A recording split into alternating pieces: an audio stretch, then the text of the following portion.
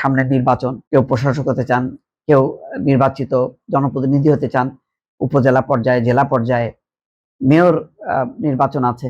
এই জায়গাগুলোতে কতখানি কার ভাগ্য খুলবে, কার কপাল পুড়বে, এগুলি কিছুই বলা যাচ্ছে না।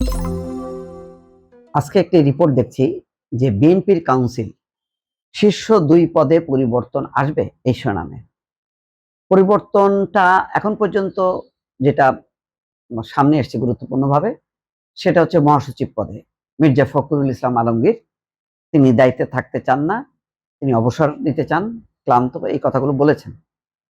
এগুলো নিয়ে বেশ আলোচনা হচ্ছে, নানান দিক বিশ্লেষণ করা হচ্ছে। ভেতরের আসল রহস্য কি সেটাও কেউ কেউ অনুসন্ধান করার চেষ্টা করছে। সম্ভাব্য প্রার্থী মহাসচিব হিসাবে রুহুল কবির রিজভী এবং সালাউদ্দিন আহমেদের নাম এসছে। তবে অনেকে বলেন যে সালাউদ্দিন আহমেদ এগিয়ে আছেন। তবে আমার ধারণা যে তারেক রহমান ভারসাম্য করবেন এই ক্ষেত্রে, যেহেতু সালাউদ্দিন আহমেদ গুরুত্বপূর্ণ একটা মিনিস্ট্রি, স্বরাষ্ট্র মন্ত্রণালয়, আবার সংসদে গুরুত্বপূর্ণ মুখ, সুতরাং সাংগঠনিক কাজে দায়িত্বে হয়তো রুহুল কবির রিজভী চলে আসতে পারেন। কারণ গত 15 বছর তিনি যেভাবে অফিসটা আঁকড়ে রেখে একেবারে কামড় দিয়ে পড়েছিলেন, তার হয়তো একটা মূল্যায়ন করা হবে। আরো অনেক নতুন মুখ আসবেন, যেমন এখন কারা কোন পর্যায়ে আসবেন সেখানে আসছে রুহুল কবির রিজভী, শামসুজ্জামান দুদু, আব্দুল আউয়াল মিন্টু, জয়নাল আবেদিন ফারুক, শহীদুদ্দিন চৌধুরী অ্যানি, সৈয়দ মোয়াজ্জেম হোসেন আলাল, হাবিবুন নবী খান সোহেল। এইসব নেতারা স্থায়ী কমিটি থেকে শুরু করে বিভিন্ন গুরুত্বপূর্ণ পদে আসবেন বলে ধারণা করা হচ্ছে। অর্থাৎ যারা মন্ত্রী হয়েছেন আর যারা মন্ত্রী হননি, যে রাজনৈতিক নেতৃত্ব যারা বাইরে পড়ে আছেন, তাদেরকে হয়তো গুরুত্বপূর্ণ দায়িত্ব দেওয়া হবে। এখন অনেকেই সিনিয়র জুনিয়র এই বিভাজনটা সামনে এনেছেন। অনেকে মনে করছেন যে সিনিয়রদের মানে তারা চোখে মুখে অন্ধকার দেখছে, তাদের অনেকেই হয়তো থাকবেন না। এখন পর্যন্ত দেখা যাচ্ছে যে খন্দকার মোশাররফ, ডক্টর মঈন খান, ওসমান ফারুক, তারপরে মনিরুল হক চৌধুরী কুমিল্লা, এই সিনিয়র নেতারা কোথাও নাই। তারা কি আলটিমেটলি কি বাইরেই পড়ে থাকবেন, নাকি আগামীতে দলের গুরুত্বপূর্ণ দায়িত্বে আসবেন বা সরকারের দায়িত্বে আসবেন? বিষয়গুলো অনেক পরীক্ষা নিরীক্ষা চলছে। রফিকুল ইসলাম মিয়া স্থায়ী কমিটির সদস্য অনেকদিন থেকেই, তিনি অসুস্থ। মির্জা আব্বাস সুস্থ হয়ে আসলে তিনি হয়তো আবার গুরুত্বপূর্ণ দায়িত্বে চলে আসতে পারেন। এই আলাপ আলোচনাগুলো হচ্ছে। আবার কেউ কেউ বলেন যে না, চেয়ারম্যান আবারও সেই তারেক রহমান এবং মির্জা ফখরুলই থাকবেন, এখানে হয়তো পরিবর্তন হবে না। অনেক রকম চলছে, পরীক্ষা নিরীক্ষা চলছে। সিনিয়র জুনিয়র সেই দ্বন্দ্ব বিভাজনটা সামনে আসছে। সিনিয়র উপেক্ষিত, তারা তাদেরকে তারা এই মুহূর্তে অনেকেই সরকারে নেই, অনেকে অসন্তোষ হয়ে আছেন। কাউকে উপদেষ্টা করা হয়েছে, কিন্তু তারা সন্তুষ্ট নন।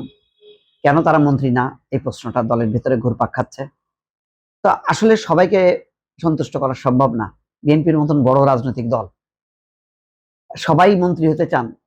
কেউ যখন যে দল সরকারে থাকে, তখন কেউ দলের গুরুত্বপূর্ণ পদের চেয়ে সরকারি পদের দিকে বেশি আগ্রহী হন, অর্থাৎ তারা মন্ত্রী হতে চান।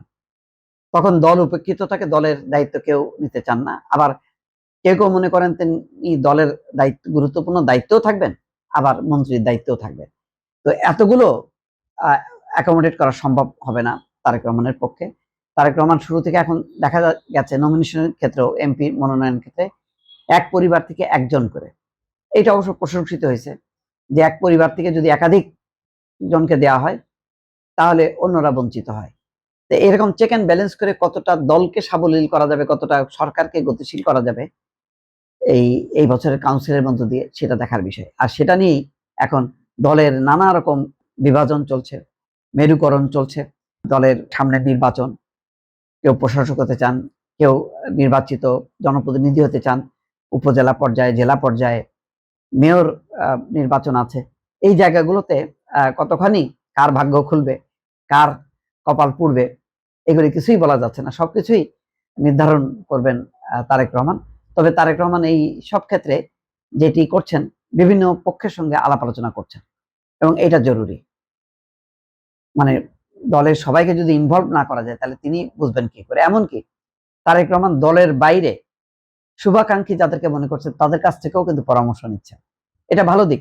এখন সেই অনুযায়ী যদি দল সরকারকে সাজানো যায় তাহলে হয়তো দল একটা গতি পাবে, আরো গতি পাবে এবং এই গতি আনাটা ক্ষমতায় থেকে যথেষ্ট চ্যালেঞ্জিং হলেও যদি সেটি করা যায় তাহলে সেটি দলের জন্য, সরকারের জন্য ভালো হবে। দর্শক, আর তাদের সাথে থাকবেন, সাথে সাথে যেই ব্যবসায়ীরা গুলশান অফিসে সিরিয়াল দিয়েছিলেন এখন আমাদের কাছে এসে কান্না করছেন, কান্না তখনই আমরা শুনবো যেদিন আপনারা গুলশান অফিসে লাইন বন্ধ করে জনগণের কাছে আসবেন, তবেই আমরা আপনাদের ওই দিন কথা শুনবো।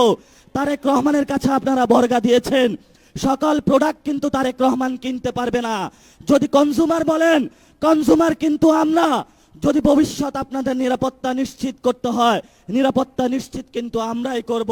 ভবিষ্যৎ বাংলাদেশের যে আদারি সংগ্রাম, মুক্তির সংগ্রাম, গণতন্ত্রের সংগ্রাম, জিয়াতন্ত্র থেকে মুক্তির যে সংগ্রাম, জিয়া ফ্যামিলিকে বাংলাদেশ থেকে, বাংলাদেশের মানুষকে জিয়া ফ্যামিলি থেকে উদ্ধারের জন্য যে সংগ্রাম, সেই সংগ্রামের সবাই ঐক্যবদ্ধ হবেন, রাজপথে থাকবেন, লড়াই চলবে দুর্বার গতিতে। আসছে ফাগুনে, বসন্ততে, আগামীর দিনগুলোতে দ্বিগুণ, তিনগুণ, চতুর্গুণ হয়ে ইনশাআল্লাহ আমরা মাঠে ফিরব। সবাইকে আসসালাম।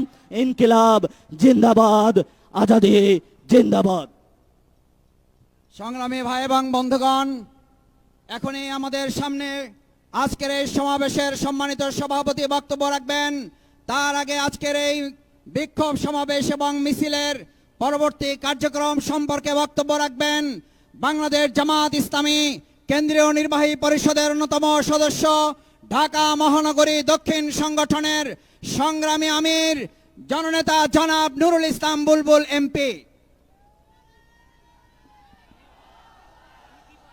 সংগ্রামী ভাই বন্ধুগণ, আমাদের আজকের এই গণমিছিল পূর্ব সমাবেশে সভাপতির বক্তব্য রাখবেন মজলুম জননেতা, ফাঁসির মঞ্চ থেকে জনগণের প্রতিনিধি হয়ে যিনি জাতীয় সংসদে নিজের জায়গা করে নিয়েছেন। এদেশের জনগণ যাকে পার্লামেন্টে পাঠিয়েছেন, মজলুম জননেতা, বাংলাদেশ জামাত ইসলামী সংগ্রামী কেন্দ্রীয় নায়েবে আমির এটিএম আজহারুল ইসলাম। সভাপতির বক্তব্যের পূর্বে আপনাদের বলতে চাই,